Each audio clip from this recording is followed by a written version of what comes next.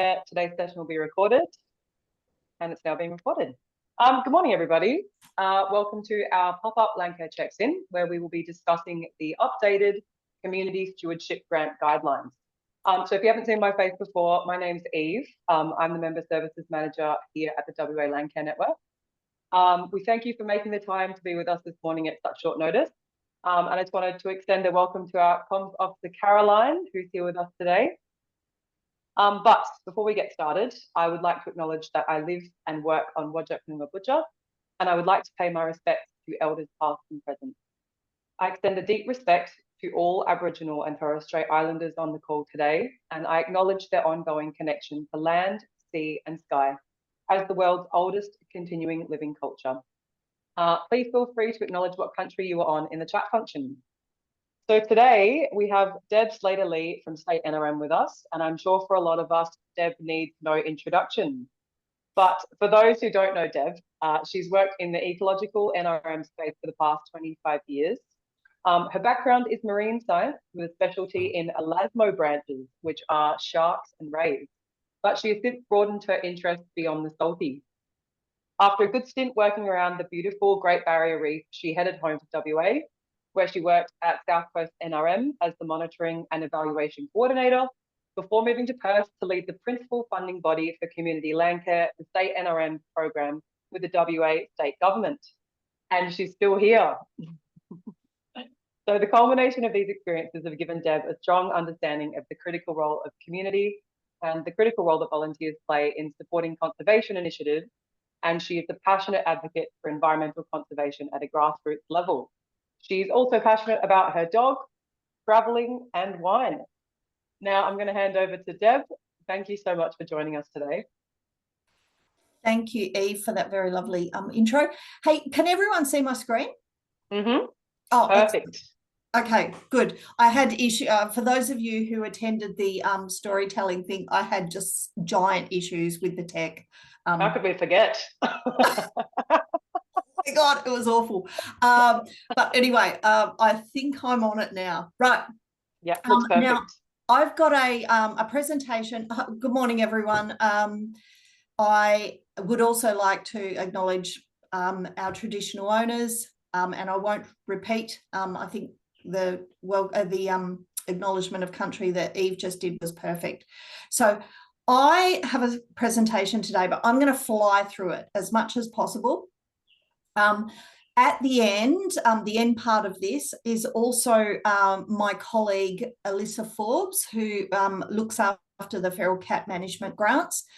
So I'm going to hand over to her, and she can give you a very brief update as well. We're going to try and fly through as much as possible so that you guys can have lots of opportunity to ask questions. So let's get cracking. Okay, so the State NRM program, obviously it is designed very much around two things: community and conservation. Now, obviously those two things are extremely broad, so there's a whole bunch of things that we can potentially fund. And we have had some very busy times since 2014, and I'll go into those a little bit more. Okay, so over the last 7 years, and the program's been running for a lot longer than that, but over the last 7 years, we've given you guys $52 million worth of community stewardship grants, and that includes $40 million from royalties for regions, and supported over 400 groups. So our community stewardship grants. So to obviously put your application in, it needs to be in by the 7th of April, and you need to do it through Smarty Grants. That for a lot of you, I'm sure you're fairly experienced with using it now, but if you aren't, that's actually one of our jobs as well, is to actually help you guys navigate through. It's quite a lovely system, and once you're used to it, it's completely brilliant. But like anything, if you're new to this stuff and need your hand held, here's our hand. Okay, we have two potential rounds that we offer. The first are the small grants, and they're between $1,000 and $50,000 and up to about 18 months duration. Typically, the smaller grants, less sophisticated, pretty much, activities that are quick, sharp, and urgent. Large grants tend to be more strategic, and they're between $50,000 and $450,000 and can go up to 3 years. So the assessment panels, the panel that will actually be, and I think I've got my slides around the wrong way, but anyway, we're going to keep going. The assessment panels that will be assessing both of those are different. The small grants, we actually have 2 community members and 1 agency rep.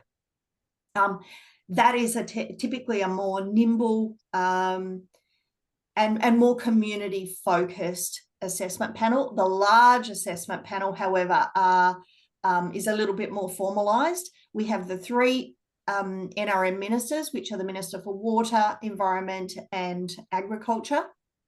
And so each of those ministers will nominate 2 people, 1 internal and 1 community external person.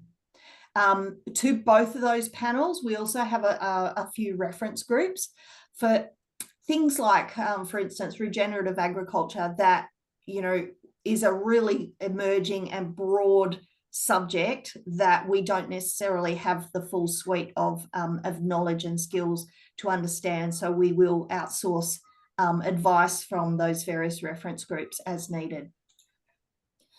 The critical path at the moment, so we're open, obviously. Applications close the 7th of April. Between April and June, we will be doing individual assessments and then the panel meetings where decisions are made about recommendations. Those recommendations then go up to those 3 NRM ministers. For any of you that have ever tried to get something through a minister's office, try 3 ministers' offices. And once that happens, once we've prepared our report with the recommendations, we lose control a little bit. And so that's why it does take a little while. You will also notice that we've brought all of our timeframes forward over the last couple of years. Basically, that is to try and get announcements out by September, so that you guys can place seedling orders. We understand that, that requirement has changed significantly over the years. So trying to get announcements out as quickly as possible so that those seedling orders can be placed. The assessment criteria, so there's 4 main things that you guys need to nail to be successful, and this is the breakdown, the percentage for each. So clear NRM outcomes, evidence of local community involvement. This is really critical. These are community stewardship grants, so we need to make sure that that community component is really well evidenced.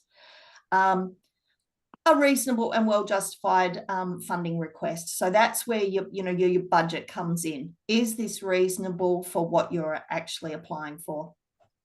And then obviously sound planning and ability to manage the project. Some of that comes from a little bit of legacy stuff. If you've been around a little while, and we know that you're a great deliverer of projects, but most of that is around how you actually have built your application. So if you've planned this application out beautifully and it's crystal clear what you're doing, then that in itself is evidence that you can manage a project. If it's very, very loose and there's lots of questions still unanswered when the assessment panel come to assess it, then that casts concern over your ability to manage the project. Okay, so last year we actually did a review on the program. There's 2 components to this. One of them is we determined that there was a lot less reporting required for the smalls, and hopefully some of you have seen or will see those changes starting to roll out with fewer milestones, progress reports. The final reporting is still important because we also need to report up. So, some of our requirements are in there. And the really exciting part that came out of that, though, is changes to limits. So last year, this was what we allowed in the guidelines, and this year you'll see hopefully some significant updates on that. So quite a big jump up for fencing per kilometre, a moderate for weed control and re-veg upgrade. Seedlings now $4 per stem. Travel has been increased, 15% for admin. Coordination up to $101 from 101,000 up from 95, and salary on costs a small percentage increase as well. While those are I would suggest, if you can get, and obviously this is across the state and things are quite different. My recommendation is don't go for the highest for everything, because it stands out like a red light. So I would suggest, being reasonable with these limitations being reasonable with these limitations, and providing justification. But hopefully that also addresses some of those concerns as a result of the review. All right, let's quickly jump into the some of the key sticking points for the application. Conflicts of interest, you must declare them, even if you're not sure. And the point down the bottom is really critical.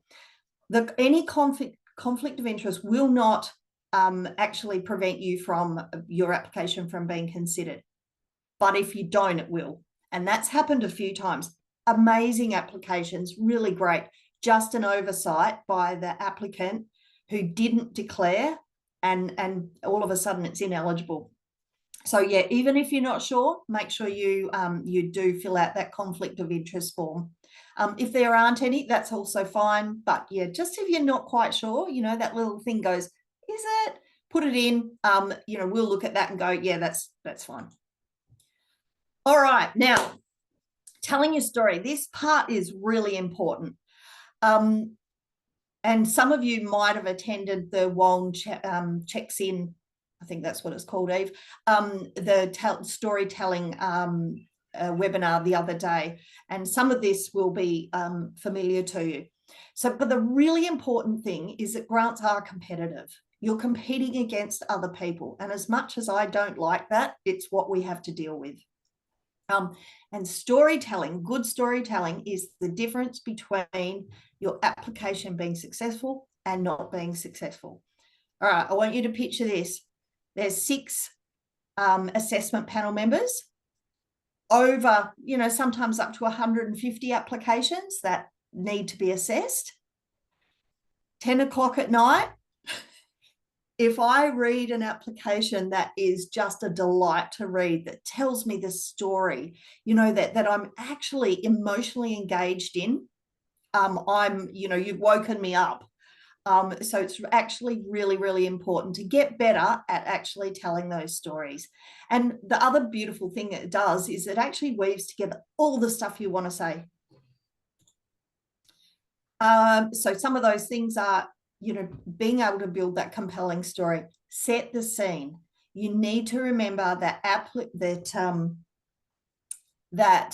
the assessment panel don't necessarily know your spot. They don't know who you are. They don't know the activities that you're going to do. You need to lead them through, hold their hand and lead them through to get to the other end where you can actually be successful. Paint the picture of the challenges. Use descriptive language. Use language that's sort of speech-like. I'm sure there's a better term for it, but write as you would talk it. Often I'm on the phone with people when we talk about, how they might improve their application, and they describe to me beautifully. And I say, write exactly what you just said to me, write that, put that in words. Don't get complicated, don't get technical, write how you would speak it. Describe the context, really, really important.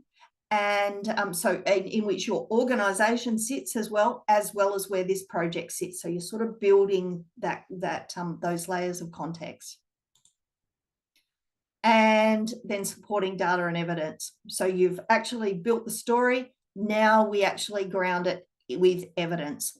So, there's the usual stuff, but also think outside the square. If you're trying to evidence community involvement, you might include meeting minutes where, your community has said this is critically important. Include those, it's evidence. So try to think out of the square a little bit. Okay, value for money. Now, this is the bit that sometimes we get a little bit unstuck with. We can fund almost anything at any price as long as it is well evidenced. So you need to demonstrate why you're charging, you wanted a consultant for $200,000. That's a reasonable amount for a consultant. Why? Why do you need that person? Why do you need that level of effort? If you're asking for funding for salaries, you actually need to break down what that person's going to be doing. So it's not just a generic, here's a lump of money to pay for someone. We need to understand what that person will be doing. Okay, and I won't read through that. And I'll provide this to Eve as well, so you guys can actually have a look through a little later if you need to. All right, the work plan. I can't emphasize this enough. There's two really key components to this application. One is the storytelling part, tell the story. The application form has actually been written asking you questions to try and draw that story out of you. So make sure you nail that bit. And the second part is this, because this bit is going to provide that level, to some extent, that evidence for the story that you've told. You can go nuts in this. And like I said, the pro tip down the bottom, there's no word limit in the cells of the work plan. So you can see on this example here, there's quite a bit in there. And it can actually break down all of the operational things that, that you need to tell us to evidence your requested funds. The other really important part is mapping.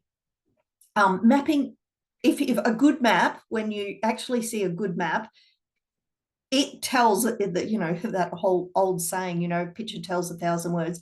Well, this is where this comes in. And, obviously this map is quite complex, and, maps don't need to be that complex, but, actually build the context of what the map is into that map itself. And the other thing is make sure you label those maps appropriately, so we don't have to go searching and opening up every single file to figure out what's in it. Okay, again, the evidence of community involvement. Who in your community actually supports this project? It might sound really obvious, but if you can actually start to build that picture around why this is a really critical community need, that goes a long way to nailing that second criteria. And I won't read through all of that. All right, pro tips for writing the application. Read the questions. Sounds really simple, but it's very important that you actually read the question and answer it. Provide context, don't assume knowledge. Again, I've touched on this earlier, be clear, concise, and use simple language. When I was writing this, I was thinking, what is there a term that says, speech language? But it's essentially write how you would speak it, write how you would tell me about your project over the phone, because often that I get everything I need from that conversation, but it doesn't always translate to words on pages. Dot points and lists help to manage word limits. If you're going to use jargon or acronyms, obviously always explain it first and then start using your acronym. Clearly refer to any attachments in the body of the application. So that would mean, in the body of the text, you would say, this falls beautifully within the red-tailed phascogale work plan. Please refer to attachment. So it's really clear. And then make sure your attachment is labelled properly. So it says, this is the work map for the red-tailed phascogale. So it's really clear and make it easy for the assessment panel to actually find the information. Right, further information that we have our website, and we also have our Facebook page. Now, the other thing I want to talk about is we have used Setmore in the past and we're not using it this year. We're really, really happy. And some of you, and I know one person at least I've had a really long conversation with over the phone, really happy to provide that level of support to everybody.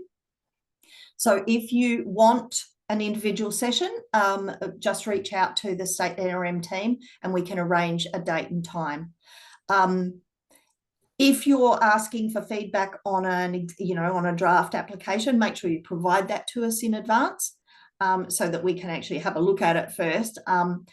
And my number one recommendation is please don't leave this to the last week, because lots of people do, and we are just under the pump and we won't be able to give you the level and the depth of feedback that we would prefer to if we're stretched too thin.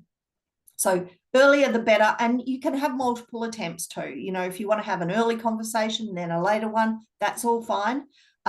Just sort of manage yourselves around that, but we are here to support you to be able to submit the best possible application.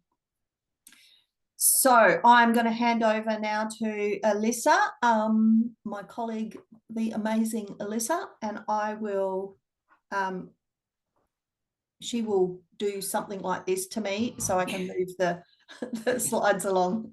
Thank you, Deb. Over to you, Liz.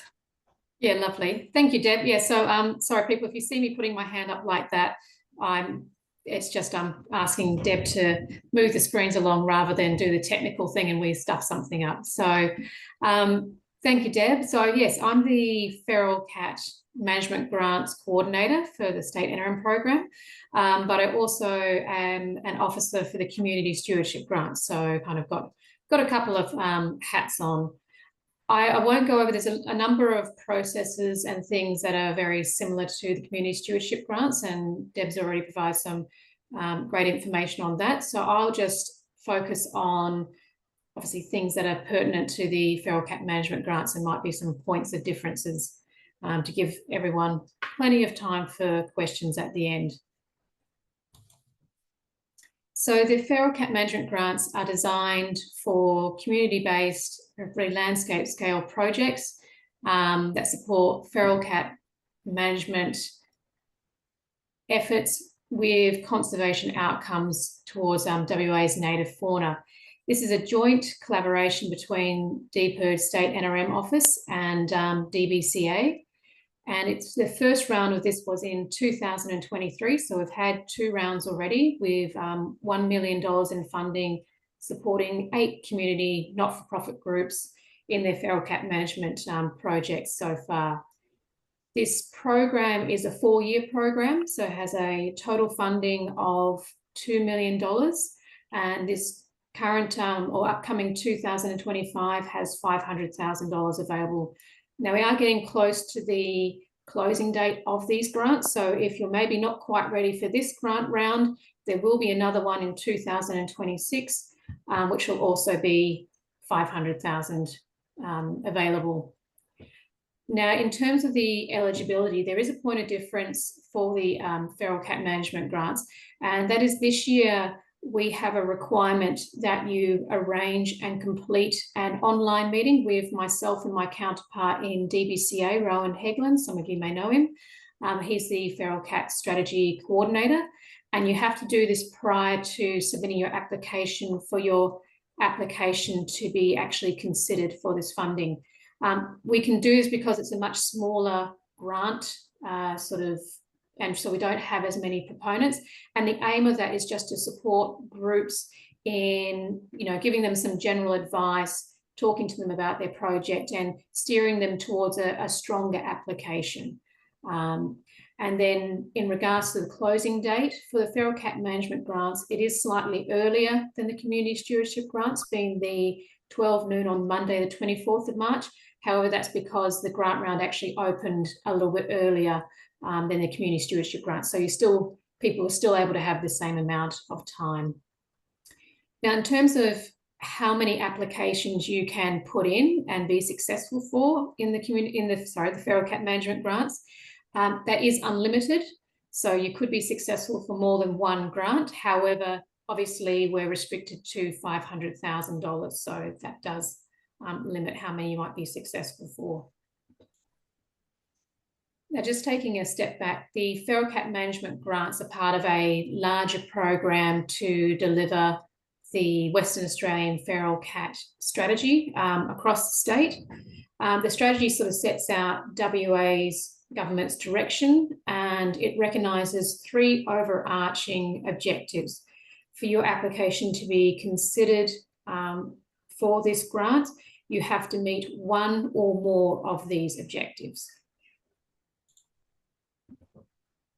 So other key features of these grants is that funding ask can be from $10,000 up to $250,000, and your time frame for your project can be up to 3 years.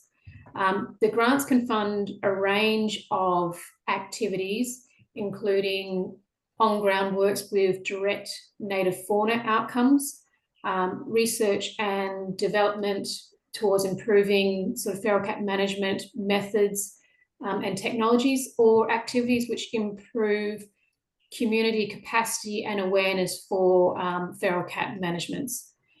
One thing to note is we are bound by WA's legislation, and there are different categories of cats in WA, and these grants are specifically for feral cats. So you can't, so domestic cat management are not eligible under this grant.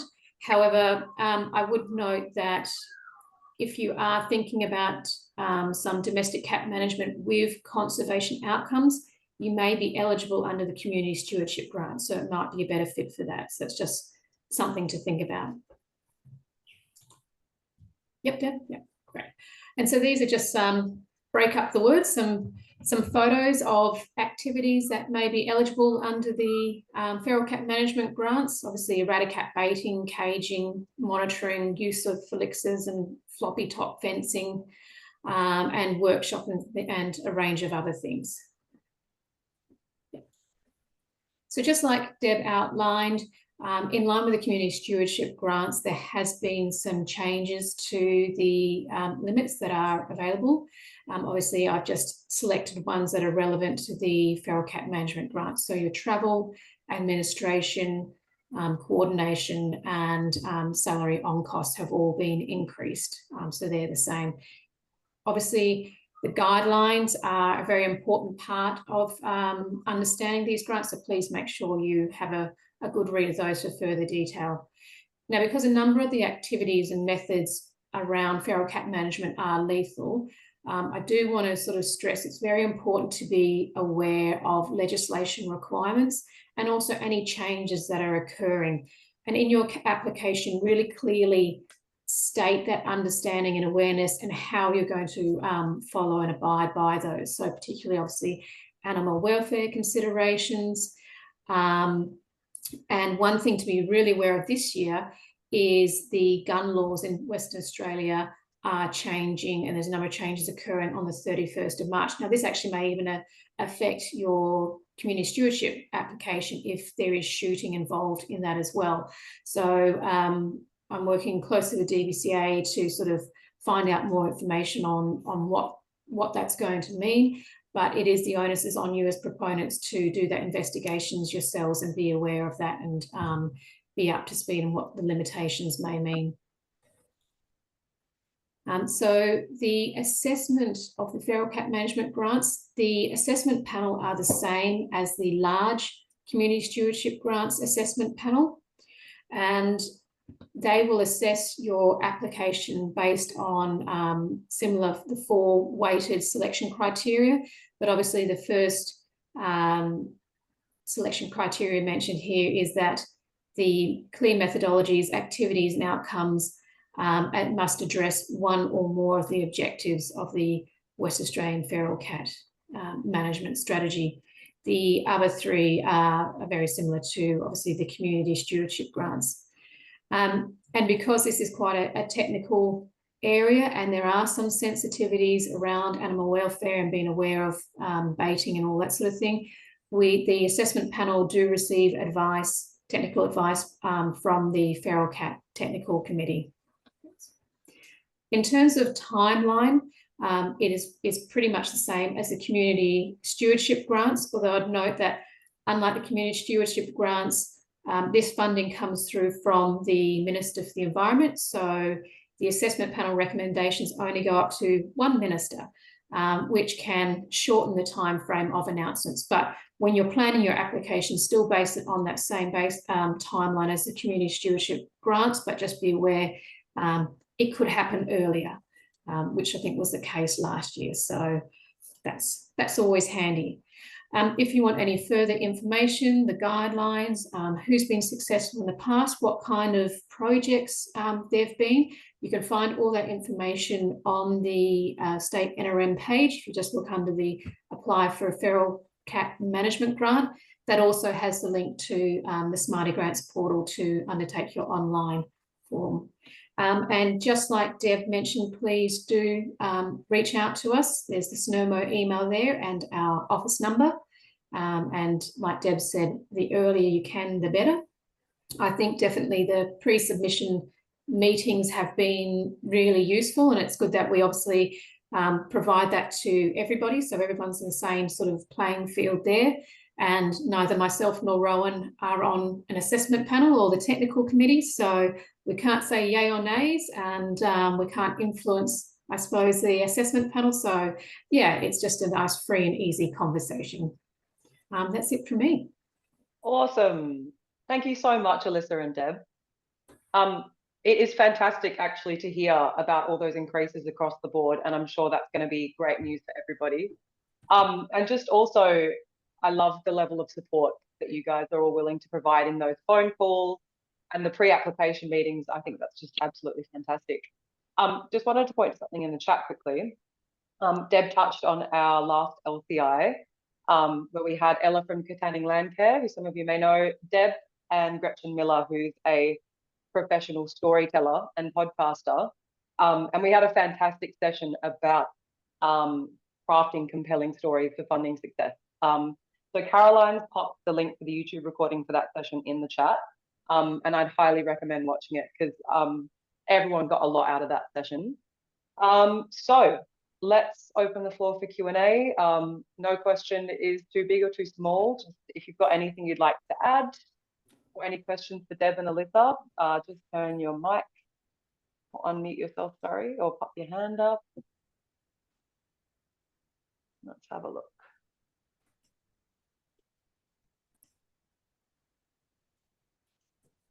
Some of you probably maybe not so comfortable asking questions in this public forum, and we completely understand that. So, you know, if you've got questions, that's great. And I see Mary's waving her hand for a minute.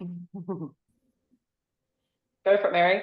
Oh, there's a bit of a fuzzy boundary, if you like, with domestic cats going into bushland areas in the Perth region. Yes. Kings Park bushland and so on, and they do that, but is control of those cats applicable? Deb, do you want to go, or? I can answer that one. So yes, we do have to follow, as I mentioned, the state legislation, and there's a DPIRD policy on defining what is a feral cat, what's a domestic and stray cat. And as I mentioned, the feral cat management grants are very tight and specific on feral cats. So if it's a domestic cat that's moving, you know, has spent some time with humans and then goes into a reserve, that is still considered a domestic or even a stray cat. And under the feral cat management grants, you can't do management for those cats with the funding, but the community stewardship grants, you may, if you can show that the management, say it's cage trapping or something like that, and working with some rangers to then, there's specific legislation on how to manage those cats, that can be looked at through the community stewardship grants with that clear outcomes towards conservation. Because it is a big issue. It is, Yeah. yes. And well-fed domestic cats will still hunt, and they do, you know, around suburbia. They go into home gardens as well. I have a real problem with them coming into my garden, but Yeah, and completely acknowledge that, Mary. Yeah. in patches of bushland, which is in suburbia, you know, they're a major problem. Yeah. Also, it looks like, correct me if I'm wrong, they but can see you know, just how many of them come in. Yeah. sorry, I was just going to say, I think that each local council has their own kind of management of domestic cat policy, Mary. Is that correct, Alyssa? So it would kind of be like LGA by LGA in terms of how they actually deal with domestic cats that are going into bush and killing lizards and birds. Yeah, And that's under there. So there's the Cat Act, the WA Cat Act, which deals with domestic cats, and as you said, local governments under that Cat Act can put certain measures in place about where cats can and can't go, but that's up to them, so to speak. However, if a community group is looking to support that, and you know, you can obviously talk to the local government authorities and put together a project, and then talk to us maybe under the community stewardship grants. Yeah. There has been an issue with that, with I think it's Bayswater Council or other various councils, in that they haven't been allowed to implement what they wanted to implement. So my understanding is that the Cat Act will be amended this year. So there needs to be that gap needs to be addressed. Yeah, I can't speak to that because I'm not privy to those excuse me, those changes or anything like that. But yes, we just have to follow the legislation as it currently is and its limitations. And Mary, have we got it exactly right yet? I would say obviously no. No. But you know, this is one of the beauties of the programs and us doing the community stewardship grants with the feral cats. We've got that oversight over that. We also work really closely with lotteries and a number of other grant programs, so we actually can sort of try to use the limited funds that we have in a really strategic way across multiple grant programs. But also, no, it's completely gone, lost my train of thought. But in terms of us doing, being strategic across those multiple funding sources, that's something that we feel that's really important. And I guess on a grassroots level, we can manage those complexities and those holes, if you like, in those legislations as best we can. So yeah, have we got it right? No. Are we trying really hard to? Yes. There needs to be an amendment to require that cat owners contain their cats on their properties or under their control. That's same as dogs. And I think that's the big gap. Yeah, that's a multi-pronged approach as well, because you know, you can legislate and you can tell people until you're blue in the face and falling over. But at the end of the day, there's that really important education component as well that you know, that helps people to understand why it's important, because there's a lot of people who are clueless out there about why, you know. But the requirement needs to be in the Act.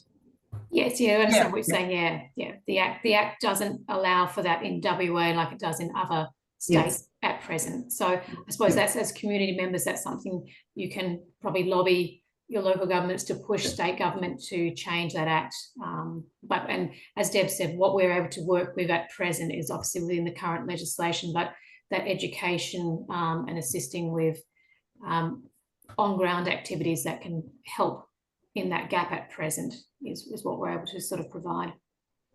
It's not ideal, but it's what we're working with at the moment. Sorry about that, guys. Zoom hates me, so it just booted me out. I was having a lovely chat to myself, and then went, "Is it gone?" Sorry, Caroline. Can I ask a question of Deb? Yeah. I'm always a little bit confused about how to handle project communications. So when we're doing projects that have a really high content of community engagement, and we need to do regular press releases and regular events and we really need some support for communications. Are we able to put that in? So I've started to build in 2 hours a week for my comms officer within projects. Is that likely to be funded by State NRM, or are you likely to say, no, that's your responsibility? No, yeah, absolutely. That can be funded. It's a really important component of some projects, obviously the sorts that you do. But the secret is actually showing what that person's doing, rather than just having a single line item of comms and expecting the panel to understand what that means for your project. You might do, say in the work plan, comms, this is what we're asking for. And then underneath that have, this is what they're going to deliver. They're going to prepare, 8 social media posts. They're going to do 3 radio interviews. They're going to, obviously making stuff up here, but actually pull out what they will be doing, so that it's really clear that, oh, okay, you want a week of a comms time, and I can see that the things that they're delivering will be, actually matched to that ask. Does that make sense? Yeah, that makes sense. I've just had in previous projects been told, no, we can't, it has to be incorporated into the project officer capacity. And so the last few applications I've done, I've managed to get a project partner to fund that part, but I'm not achieving that this time. Right. Okay. Oh, sorry, I see what you mean. So having it as a standalone item. Yeah. So if it can't fit in your admin, which it may be able to now that that's been increased, so now that you've got 15% admin, it could be that you just use that as a line item in there. Yeah. As well. So you've kind of bundled it. If there is a specific thing that you want to use your comms person for, you just need to build the case as to why it needs to be an additional cost. Yep. And it might be that, it's the nature of this project is that it's really, really comms heavy, and we need that specific function. And here's the things that they're going to do. Now fund us. Yeah. Okay. Thanks, Deb. Any other questions? Any other? Come on, guys. I know you've got some good ones. Mandy. Yeah, just on that, should I mention as well that in that justification, I suppose you need to outline if that comms person is funded elsewhere, how this is an addition to that employment that they already have. So if they're already employed at 1 FTE, then you can't obviously ask for funding. But if they're employed at 0.8 FTE and you're asking for, say, 0.1, so just clearly mention that, and yeah, just outline that clearly so we know that it's not just tapping into something that's already got funds. That's a really excellent point, Liz. Thanks for jumping in then. Yeah, one of the things that the panel are a little bit hyper-vigilant on is cost shifting. So, if you already have an officer that's doing this work, as Liz said, make it really clear that this is an addition to what their current funded position is. Yeah? Yeah, the reality, Deb, is that nobody has funding for comms officers. So we cobble the little bits from each project to make them, to give them. But that just needs to be clear, Caroline. Yeah, so just preempt the panel's little bugbears and address them up front, and then they'll go in going, oh, there it is. Okay, I'm moving on. I'm getting over myself and I'm moving on now. So yeah, just preempt some of those little things that we know are little sticking points for the panel. All right, Mandy, over to you. Look, I think, in fact, Alyssa's partly answered my question, and Carolyn actually, but just the 1 FTE, yes, realistically, we often find it's going to be made up of 4 or 5 staff who do bits and pieces of work, and yeah, look, it's the reality is that, yeah, these people are multi-talented and get dragged in all different directions, but just so long as that's okay and we make that clear, then that's all right. Yeah, no, look, overall, I think the changes are fantastic. I was reading through it and I thought, yes, all these things that were harder are slightly easier now. So that's really great. Thank you. And I guess one of the other little points that I probably need to make is we, at this point, we have received no information that we're getting more money. So with the increases, it's just going to get more competitive. And I hate that I'm having to say this, but the reality is that we've just got to, get really good at writing applications, and probably better at lobbying our various ministers to ask for an increase, because we've had $7 million for the last, I think it was 7 years. We haven't had an increase. And, with the cost of everything, it's just spread thinner and thinner. And, believe me, guys, we say no to really good applications that if we had more money, we would fund in a heartbeat. And it's one of the reasons why we work really closely with lotteries, and we sometimes, for those really good projects, we'll actually hand those over to lotteries and say, if this fits in your remit, here's an almost ready to go application, and they'll often pick it up. So we try amongst all our different funding bodies to get as many great projects up and funded as possible. So yeah, just be aware that this will mean that we're stretched probably a little bit thinner as well with the increases. That's so great, Deb. You're almost like stuck a little bit between a rock and a hard place, aren't you? Yeah. Need to request whoever the new ministers are for an increase in funding in the next month, because it's obviously much needed. Mary, we can't do that. You can say that you can say that the job to be done out there in terms of control of this invasive species needs more funding. Any organisation can say that. Well, they can, as public servants. Yes, you can. A little bit you've got to advise your Director General. It actually is far more effective if it comes from our applicants. Yeah, it needs both. Out loud. It needs both. Yeah, and just also wanted to quickly add to that is a major priority for WALN going forward is advocacy. So once the new government is all settled in, we're going to be organising meetings with every poly for the relevant portfolios. Yep. And we're going to be advocating really hard for increased funding, because while we are politically neutral, we exist to advocate for you, for the community groups. So that's what we'll be doing. Excellent. So, and I'm looking forward to it. It's going to be good. So has anyone else got anything they want to add? Any last minute questions? We've still got 10 minutes, so the floor is open to whatever. We really did race through our presentation, didn't we, Liz? Yeah, you smashed it in half an hour. I think for some of you, it's, you know some of this stuff already. So, yeah. Come on, guys. I know you've got some burning questions out there. I'm looking at Tegan in your car. Got any good ones? I'm going to start embarrassing people. Oh, you can tell that I'm in my car, can you? Yeah. I was racing from one meeting to the next, so I thought I'd get away with it. But yeah, I think I just need to look into it a little bit more. I caught up with Alyssa yesterday to chat about our work plan coming along, which was fantastic, and so thankful for the opportunity to be able to chat through that. I think I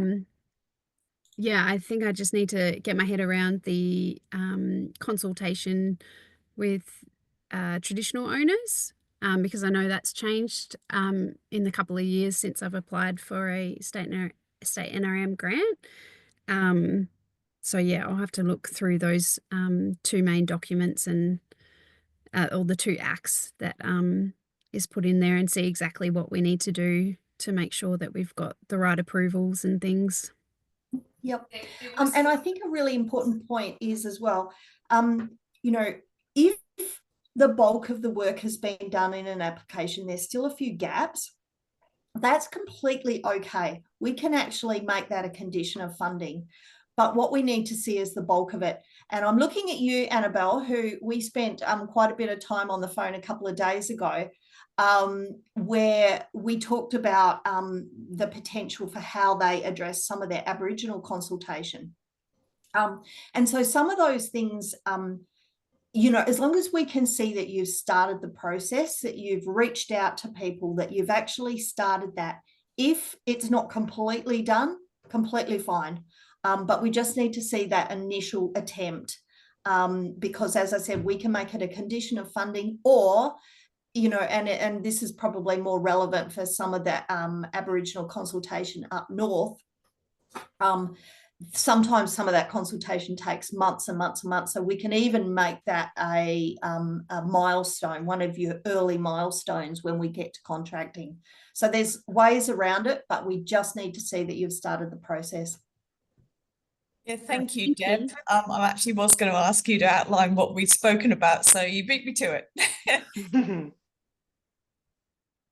Cool. Can I ask one more question, Deb, about the large grants? In some of the engagement projects that we run, it's very much you want to run the same thing every year for 3 years.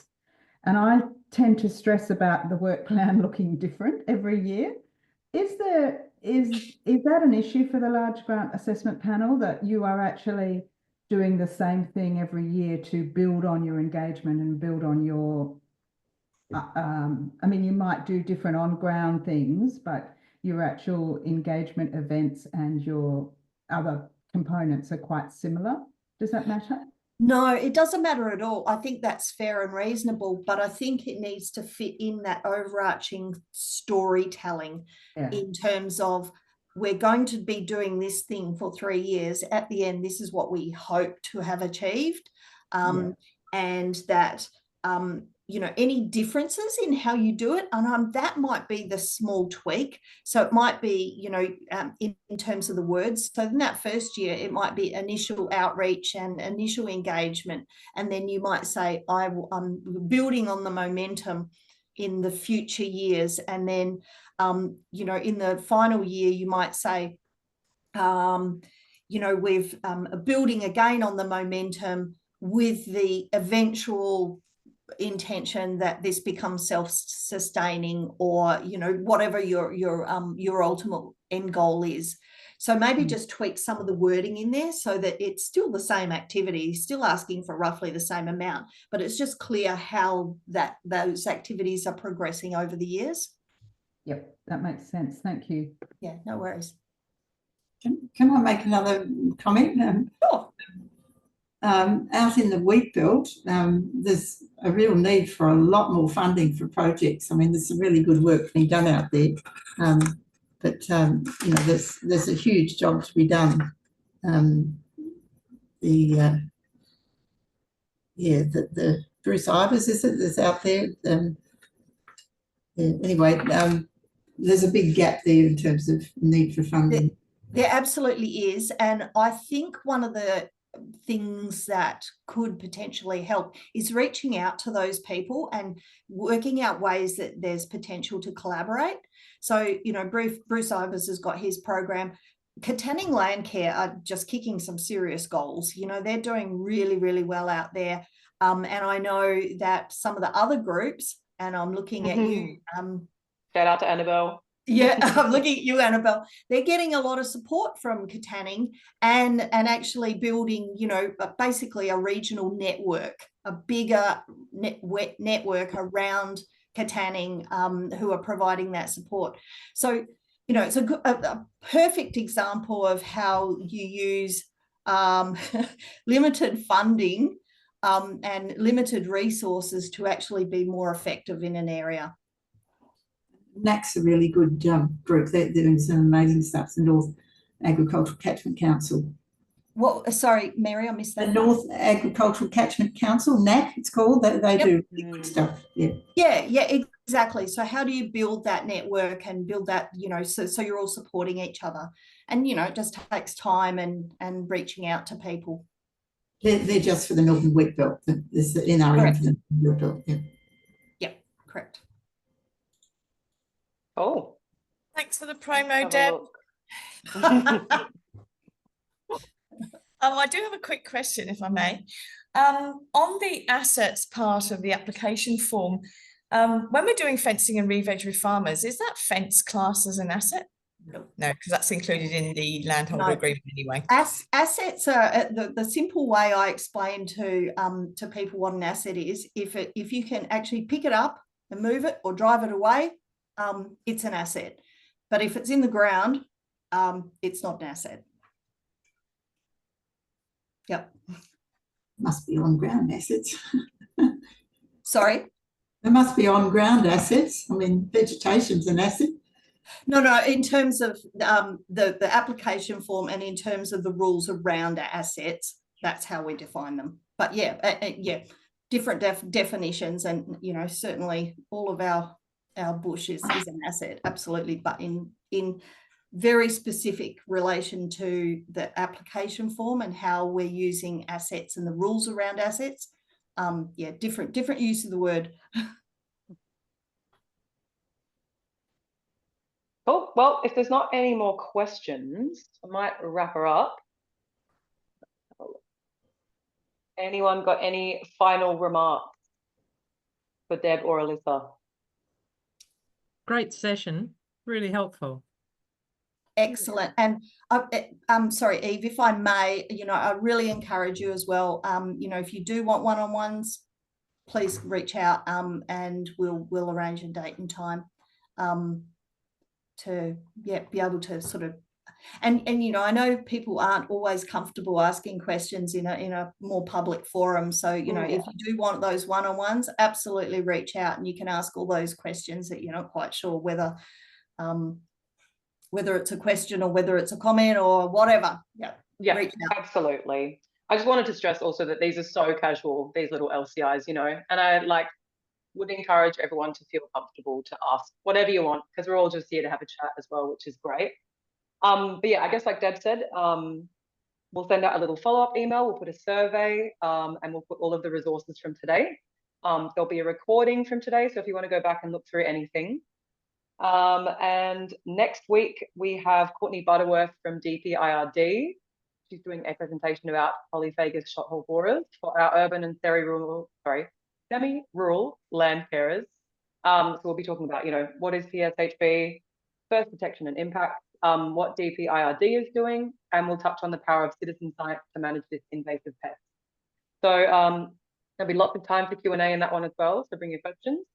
I just want to say thank you to everyone for spending your time with us this morning, and thank you, Deb, thank you, Alyssa.